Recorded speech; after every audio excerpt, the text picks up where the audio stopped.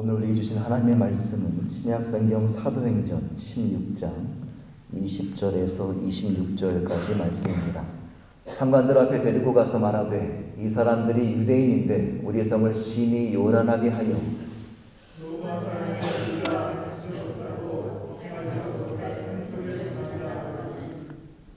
무리가 일제히 일어나 고발하니 상관들이 옷을 찢어 벗기고 매로 치라 하여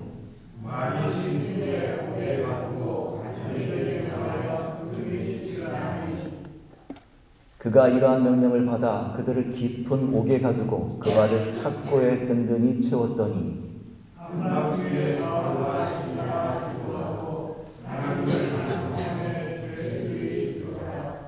이에 갑자기 큰 지진이 나서 옥터가 움직이고 문이 곧 다 열리며 모든 사람이 매인 것이 다 벗어진지라. 아멘. 이번 주는 좀 마이크가 괜찮으신가요? 지난주는 많이 울렸던 것 같은데 좀 낮은 것 같죠? 다행인 것 같습니다. 제가 신학교 처음 들어갔을 때 선교학을 가르치시던 교수님이 책을 한 권 소개시켜 주셨어요. 그 책의 제목은 Fox's Book of Martyrs, 우리말로 번역을 하자면 순교자들의 책이라는 제목을 가진 책입니다. 이 책은 1563년 영국의 개신교 역사가 존 폭스라는 사람이 쓴 책으로 꽤나 제 관심을 끌었던 책이기도 합니다. 왜냐하면 제가 신학교에 처음 들어갔을 때 제 안에는 뜨거운 열정과 의욕과 또 사명감이 가득할 때였거든요. 근데 이 책에는요, 초대교회 사도들로부터 인해서 그때부터 16세기까지 이르기까지 복음을 전하던 자들의 이야기가 그대로 기록되어 있다는 것이죠. 저는 깊은 뜻을 품고 도서관에 앉아서 그 책을 딱 열어보는 순간 깜짝 놀라서 다시 닫아버리고 말았습니다. 왜냐하면요, 그 책에는 순교자들의 이야기가 써 있는 거예요. 매 맞고 찢기고 찔리고 불태워지고 사자에게 물리고 불에 빠져 죽는 모습들이 그림과 함께 상세히 그려져 있습니다. 이 책을 그 다음부터는 한 번도 열어보지 않았습니다. 몇 년 전에는 이 책이 한국어판으로 번역이 되었는데도 그때 그 두려움 때문에 열어볼 용기가 나지 않았던 그런 책이기도 합니다. 그런데 이 저자가 왜 이토록 잔인한 책을 썼을까 생각해보면요, 그 이유는 단 하나입니다. 그들의 고난과 핍박, 죽음과 공포 속에서도 오직 단 하나의 이름, 예수 그리스도라는 진리를 지키려 했다는 사실을 오늘날 이 땅을 살아가고 있는 우리 신앙인들에게 말해주기 위함이었다라는 것이죠. 우리는 지난주에 바울 일행이 2차 선교여행을 떠났던 일을 살펴보았죠. 바울과 실라가 야심찬 계획으로 선교여행을 준비하고 안디옥 교회를 출발합니다. 하지만 성령님의 막으심과 또 다른 길로 인도하심으로 인하여 모든 길이 막히고 아시아를 넘어 마게도냐 땅 빌립보에 도착하지 않습니까? 거기에서 루디아라는 여인을 만나 복음을 전했던 내용이 지난주의 내용이었어요. 지난주는 그들의 진로가 막히고 여정에 많은 어려움들을 만나는 그런 상황이었는데요. 오늘은 여기에서 한 걸음 더 나아갑니다. 더 강렬하고 깊이 있는 메시지가 우리에게 주어지게 됩니다. 바로 어려움을 넘어 혹독한 고난을 받는 사건을 경험하게 되는 이야기가 기록되어 있습니다. 오늘 본문은 바울 일행이 루디아 집을 거점으로 삼아 선교 활동을 벌이던 가운데 기도하러 가던 길 가운데 귀신 들린 여정 하나를 만나는 사건으로 시작합니다. 이 본문에 등장하는 이 귀신 들린 여정에 대해 신학자 매튜 헨리는 그녀가 아마도 신전에서 악령에 사로잡혀서 전괴를 보던 여인이었을 것이다 라고 설명합니다.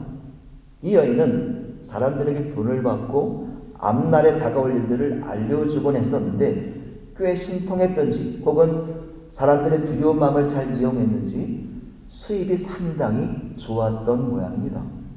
그래서 16절에 보면 그녀를 돈벌이 수단으로 삼고 주인 행세하는 이들이 여럿이었다는 거예요. 주인들이라는 복수로 표현하고 있습니다. 귀신 들린 사람들의 이야기를 들어보면요, 그들은 극심한 고통에 빠져 지낸다고 말들을 합니다. 육체적 고통도 있지만 악령이 자기 자신을 억누르는 그 정신적 고통은 감당하기가 참 어렵다는 거예요. 아마도 사람이 버텨내기 어려운 그런 고통이 그들에게 임할 것입니다. 그런데 지금 이 여정의 주인이라는 그 사람들은, 그 주인들이라는 사람들은 그 고통에는 아무런 관심이 없었다는 거죠. 오직 자신들의 이익에만 목적이 있었다는 것입니다. 하지만 18절에는 그 사람들의 시각과 조금 다른 시각을 가졌던 사람이 나오는데 그 사람은 바울이었죠. 바울은 그녀에 대하여 심히 괴로워했기 때문에 예수 그리스도의 이름을 선포하여 단번에 그 귀신을 쫓아내버리게 되죠. 그런데 문제는 바로 여기서 시작합니다. 그녀를 돈벌이 수단으로 삼았던 그 주인들이 이제 수익을 내지 못하게 되자 바울 일행을 고발하게 되는 내용이 바로 오늘 본문의 내용입니다. 여러분 학창시절 참 오래전 얘기입니다만 학창시절 때 많은 편지 쓰셨죠. 연애편지도 쓰시고 또 감사편지도 쓰시고 하시지 않습니까? 편지 이제 딱 내놓고 맨 위에 뭐라고 씁니까? 누구누구에게 하라는 편지를 받는 사람의 이름을 가장 먼저 씁니다. 이게 바로 편지 형식의 기본이죠. 성경에도 보면은요, 편지를 받는 사람, 수신자를 가장 맨 앞에 밝히는 편지 형식의 책들이 있어요.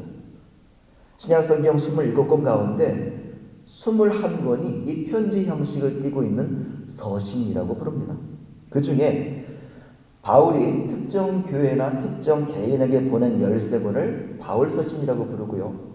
특정 개인이 아닌 여러 성도들에게 일반적으로 보낸 가르침을 8권이 나오는데 일반 서신 혹은 공동 서신이라고 부릅니다. 그런데 이 일반 서신 중에 베드로가 쓴 베드로 전서, 후서, 이 베드로 전서의 수신 대상은 조금 독특합니다. 베드로 전서 1장 1절을 보면 본도, 갈라디아, 갑바도기아, 아시아와 비두니아에 흩어진 나그네들에게 편지를 쓴다라고 기록하고 있거든요. 이것은 단순히 지역 이름을 나열한 것이 아니라 당시 박해를 피해 신앙을 지키기 위해 유대 땅을 떠나서 멀리 살던 사람들, 흩어져 살던 디아스포라 유대인들, 특별히 그 가운데 그리스도인들을 가리키는 단어입니다. 그들은 예수 그리스도를 믿는다는 이유 하나만으로 고난과 핍박 그리고 생명의 위협까지 감당해야 했습니다. 베드로는 그러한 고난 중에 처한 성도들을 흩어진 나그네라는 이름을 정하고 부르면서 위로와 권면의 메시지를 전했는데 그 책의 이름이 바로 베드로 전후서라는 것입니다. 오늘날의 상황도 크게 다르지 않죠. 세상은 복음을 반기기보다는 오히려 거부하고 조롱하고 배척합니다. 오늘 본문의 내용만 보더라도 그렇죠. 바울과 실라는요, 귀신 들린 그 여정을 자유롭게 해줬을 뿐이에요. 그런데 결과가 어땠습니까? 옷이 찢기고 매맞고 감옥에 갇혔다라는 거예요. 오늘 본문에 등장하는 그 세상 사람들은 한 영혼이 자유를 얻거나 구원의 진리를 듣는 일에는 무관심했다라는 것입니다. 그들은요, 오직 자신의 이익과 기득권이 무너지는 것에만 분노하고 있는 모습을 보여주고 있습니다. 복음은요, 세상에 있는 죄와 불의, 탐욕을 밝히 드러내려 합니다. 하지만 세상은 그 빛에 의해 자신들의 어둠이 드러나는 것을 거부하고 참지 못합니다. 복음이 하나님의 정의와 공의를 선포하고 세상의 질서와 기득권을 흔들려고 하면 세상은 복음의 그 주인이신 예수 그리스도를 공격하고 거부하고 몰아내려 한다는 것이죠. 그래서 예수님께서 어떤 말씀을 하시냐면요, 세상이 만약에 너희를 미워한다면 그것은 너희보다 먼저 나를 미워하는 줄로 알아라 라고 말씀하세요.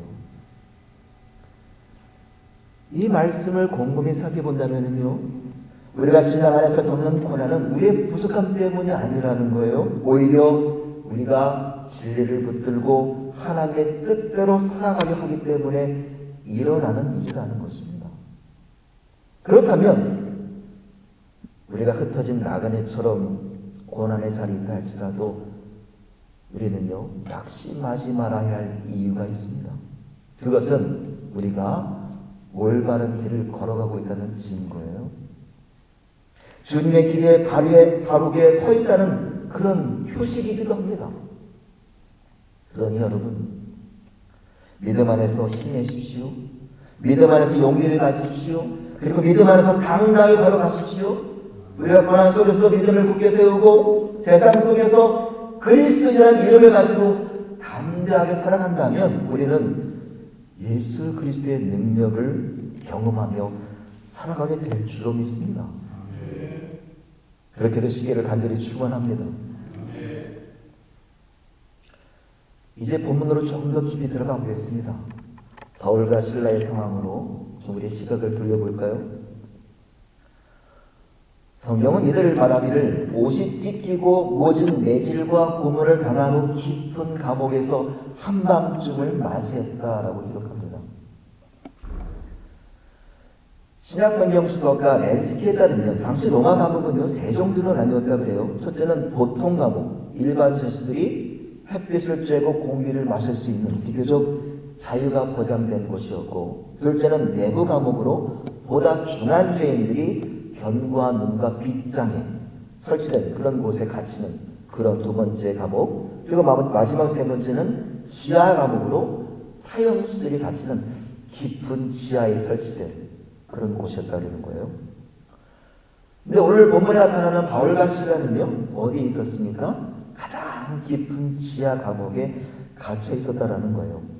더군다나 그들은 심한 매질로 제대로 몸도 가누지 못한 상태에서 벽에 박혀있는 착고에 두 손과 두 발이 묶여져 양쪽으로 벌려져 있는 극심한 고통의 자세를, 그 고통의 자세로 고정되어 있다는 것이죠. 여러분, 이것이 그리 좋은 모습은 아닙니다만 한번 상상을 해보시죠. 죄송합니다. 한번 상상을 해보세요. 주변에는 사형수들이 가득 차 있고요, 햇빛조차 들지 않는 차가운 공간에 바로 그곳에서 쇠사슬에 묶인 채 죽음을 기다리고 있는 상황입니다. 왜요? 단지 귀신 들린 여정을 고쳐 주었다는 이유만으로. 바울과 실라가 맞이한 현실입니다. 그런데 이 절망적인 상황을 한 단어로 압축해주는 표현이 오늘 말씀에 나와요. 바로 한밤중이라는 단어예요. 한밤중. 이 사도행전을 기록한 저자가 누가라는 사람인데요. 누가는요, 의사이자 역사가입니다. 누가복음과 사도행전을 곰곰이 읽어보면요, 그 안에는 인물과 사건의 흐름이 매우 정교하고 치밀하게 개혁되어 있고 풀어가고 있는 것을 보게 돼요. 문학적으로도 굉장히 높은 평가를 받는 것이 바로 누가가 쓴 책, 누가복음과 사도행전입니다. 그만큼 문장력이 꽤 특출난 사람이었다는 거죠. 그런 누가가 오늘 본문에 굳이 한밤중이라는 단어를 사용한 이유가 무엇일까? 그런 이유가 있지 않겠습니까? 물론 실제 시간대가 밤이기도 했겠지만 한밤중은요, 그들의 심적 상태를 표현해주고 있습니다. 그들의 상태. 우리는 밤이라는 시간대를 떠올릴 때 휴식과 재충전을 말하기도 하지만요, 특별히 연약함이 있는 이들에게 밤은요, 고통의 시간입니다. 몸이 불편할 때는 왜 이렇게 밤마다 아픈지 모르겠습니다. 그렇지 않습니까? 통증만 그런가요? 밤은요, 외로움을 극심하게 느끼는 그런 시간대이기도 해요. 캄캄한 어둠이 우리의 시야를 막고 출구를 가려버리죠. 막막함도 느껴집니다. 그게 밤이에요. 누구도 내 마음을 알아주지 않고, 심지어 하나님조차 내 곁에 계시지 않고 저 멀리 계신 것 같은 그런 느낌을 갖는 것이 밤이에요. 밤 시간대라는 거예요. 우리 인생에도 그러한 한밤중을 마주하지 않습니까? 어둠 속에 혼자 던져진 듯한 시간, 아무리 몸부림쳐도 바뀌지 않는 현실, 이유도 모르고 끝이 보이지 않는 고통 속에서 하나님이 나를 외면하신 것처럼 느껴지는 그 순간, 우리 심적 상태의 한밤중 우리도 만나곤 합니다.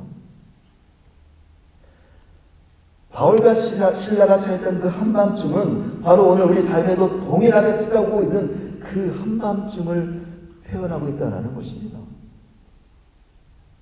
그렇기에 우리가 만났던 앞으로 어쩌면 만나게 될 그 한밤중 속에서 이 바울과 실라가 어떻게 반응했는지를 통해서 신앙의 해결 방법을 찾아내야죠.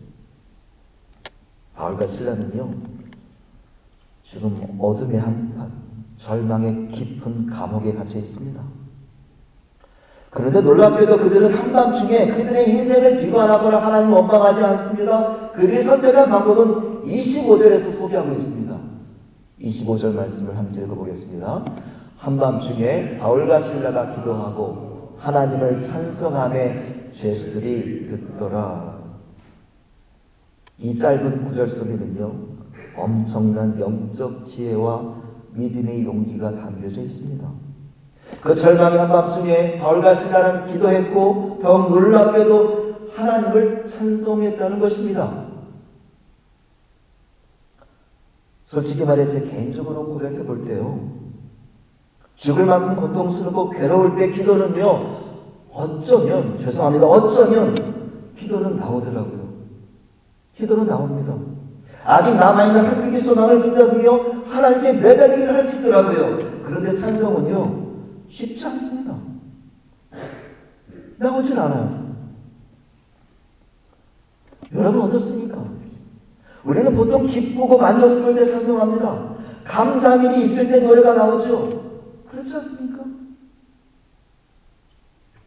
그런데 바울과 실라는 살 소망조차 끊어진 깊은 감옥에서 찬송을 불렀다는 거예요.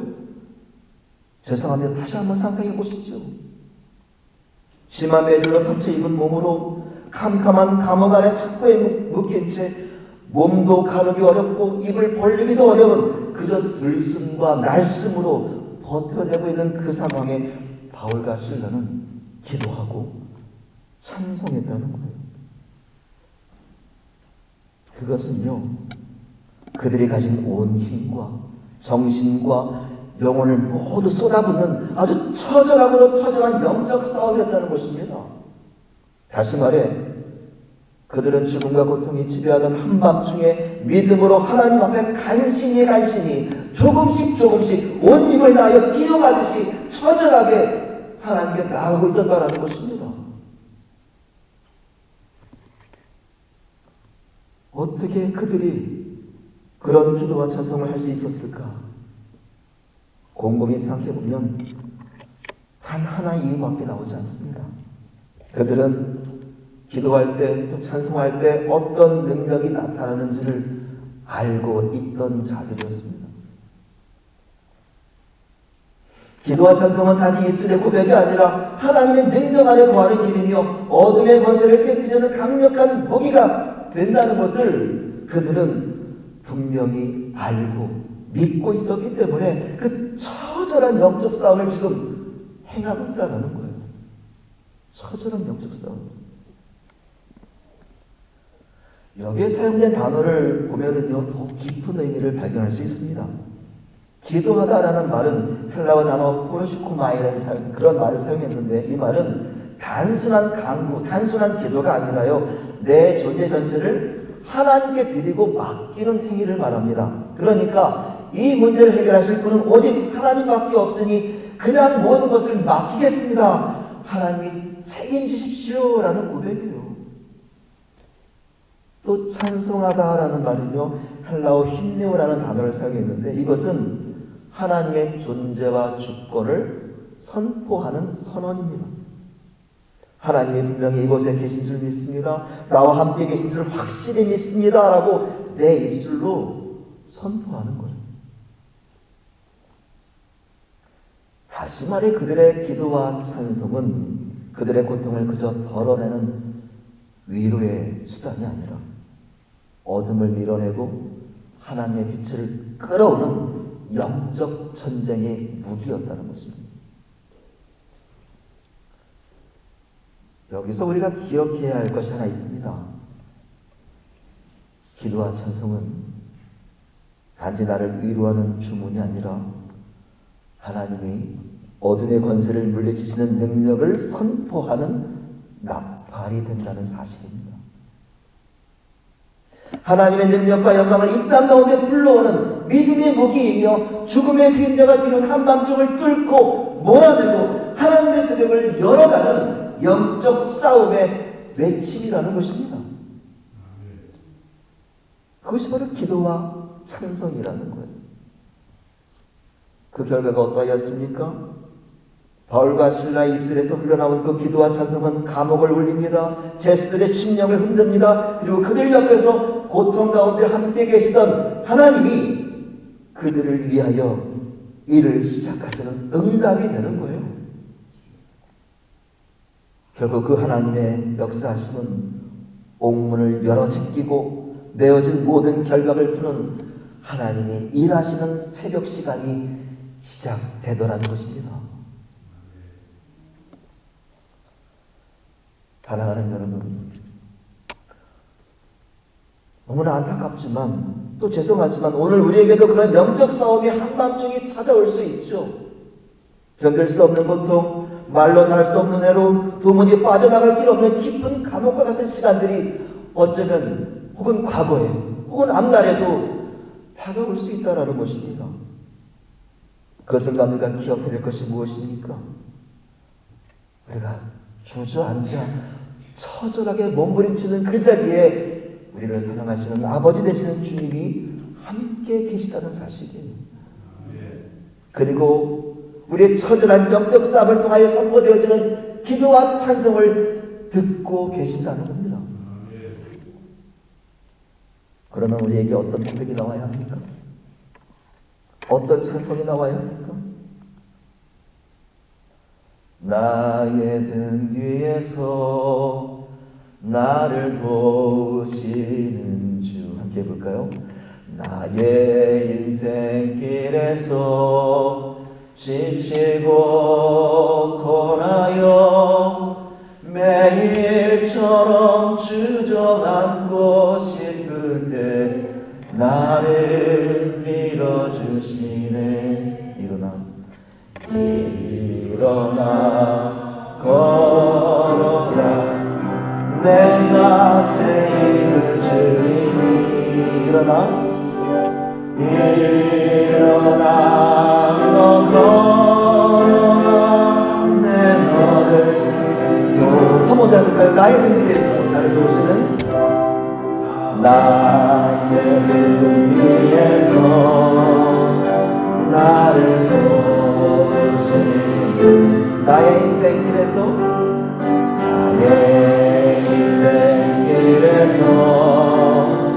지치고 고나여 매일처럼 주저앉고 싶을 때 나를 밀어주시네. 일어나 걸어라